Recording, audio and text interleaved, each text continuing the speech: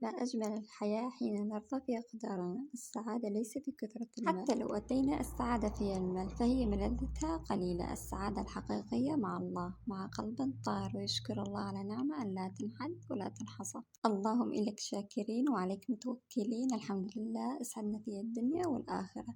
إن الله لا يخيب قلبا تعلق به، ومن توكل على الله لا يخيب ولا يندم ولا يخسر.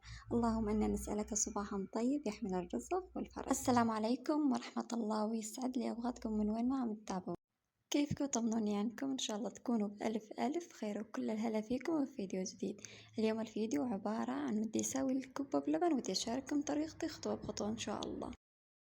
بس كالعادة بلشت لكم الفيديو بفنجان قهوة مثل ما انتم شايفين، هذا فنجان الصبح. وخلونا نذكر الله ونقول لا إله إلا الله محمد رسول الله، وخلونا نكسب الصلاة على رسول الله، اللهم صل وسلم وبارك عليه. وهون يا صبايا مثل ما انتم شايفين، أنا طبعا عندي برغل، اللون الأبيض. تمام، في ناس بتستخدم اللون الأسمر، حسب ما بدكم. الشي هذا بيرجع لكم انتو. طبعا أنا حطيت 3 زبادي، حطيت 3 زبادي كمان مي ساخنات. تمام، بيكونوا انه في المي تكون مو بالساخنة كمان فايرة. ومثل ما انتو شايفين حركته تحركتين 3 البرغل وحطيته على جنب.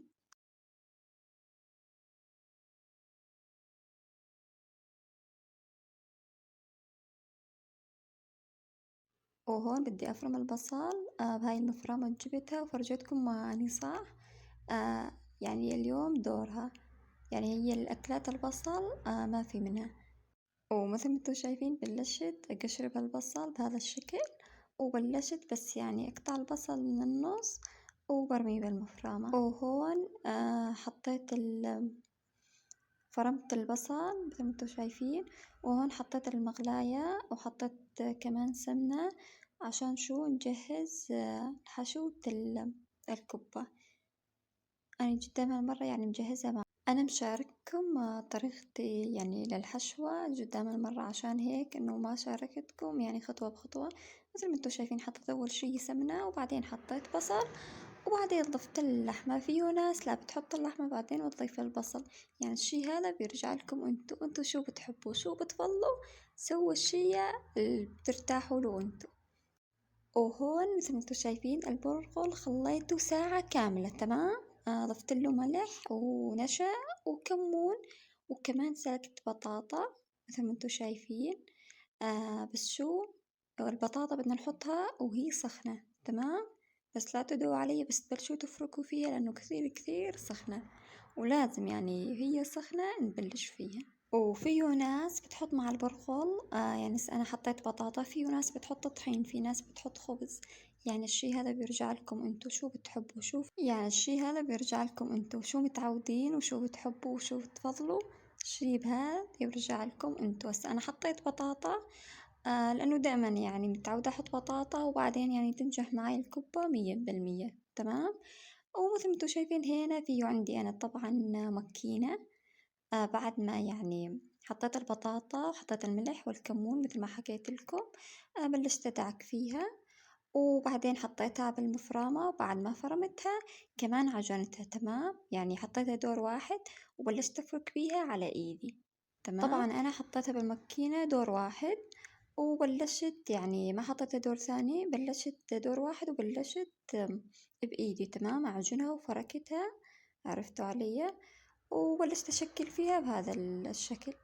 وهون كمان فيه عندي لبن، حطيت اللبن بالطنجرة، وكمان ضفت نشا، وبعدين عليت الطنجرة وين على الغاز وبلشت أحرك. طبعا لما نبلش نحرك لازم نضل على جهة واحدة. تمام، مو يمين ويسار، عشان شو، عشان ما يفرط اللبن. وهون بلشت أنخش بالكبة. تمام، عشان شو، عشان الكبة تشرب اللبن. وهون كمان بدي أساوي رز. حطيت سمنة بالطنجرة، وكمان ضفت رز وضفت ماجي. وعلى فكرة كمان ضفت شوية بهار منسف. على فكرة يعني اللي عنده بهار منسف ودائما متوفر عنده بيجرب وبيضيف على الرز، عن جد ينطي طعمه ولون غير شكل. وطبعا الكبة بعد ما بننزلها بس تفور يعني فورة فورتين، فورا بنطفي عليها لأنه تكون استوت 100%. عرفتوا علي؟ وهون الروايح الطيبة بلشت تطلع شي بشل. وهيك أكلتنا صارت جاهزة. الحمد لله رب العالمين دائما وأبدا. وبس هيك فيديو اليوم، أتمنى إنه نال إعجابكم. إذا حبيتوا لا تبخلوا علي باللايك، والمو مشترك يشترك عشان يصلكم كل شي جديد أنا بقدمه. وبدي أقولكم بأمان الله.